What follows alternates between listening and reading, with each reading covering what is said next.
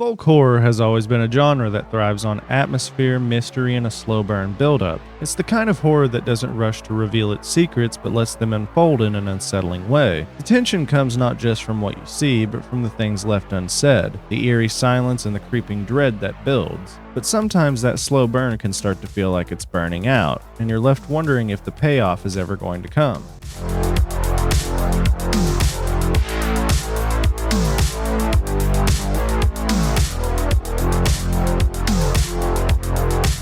Tuairim dá laid agad sa céir is peanú sa.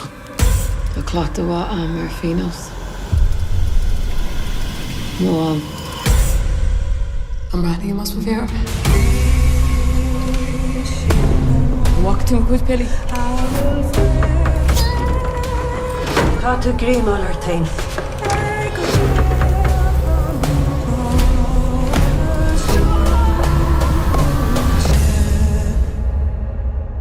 Tusa atá siad éire.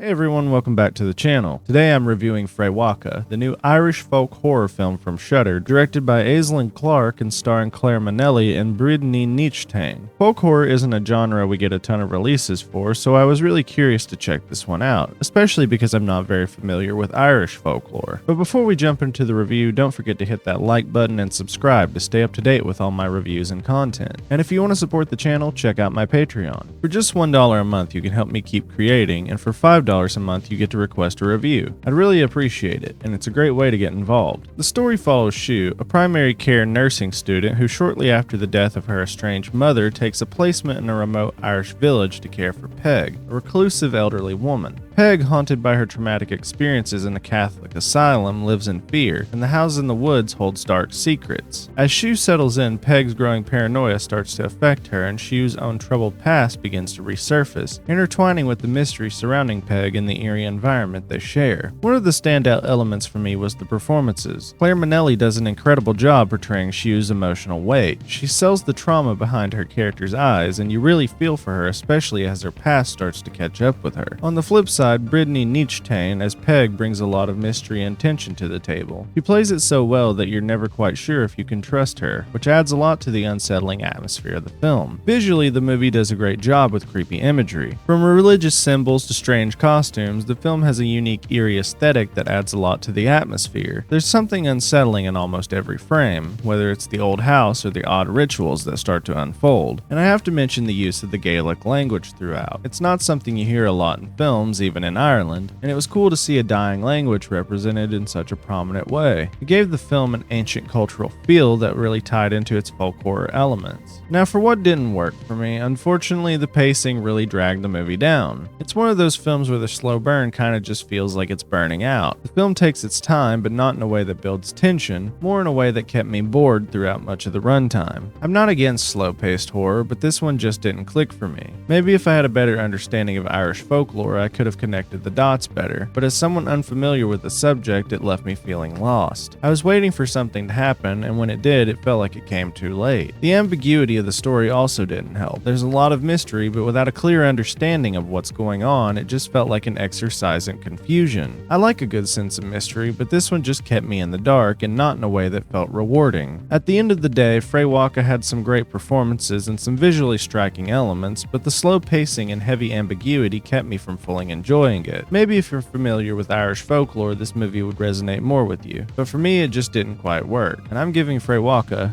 a 2 out of 5. If you've seen Fréwaka, let me know what you thought down in the comments, and if you know more about the folklore behind it, I'd love to hear about it. Maybe it'll make me appreciate the movie a little more. And if you enjoy these reviews, hit that like button and subscribe, and don't forget to support the channel by checking out my Patreon. For just $1 a month you can help me keep creating, and for $5 a month you can request a review. Thanks for watching, and I'll see you guys in the next one.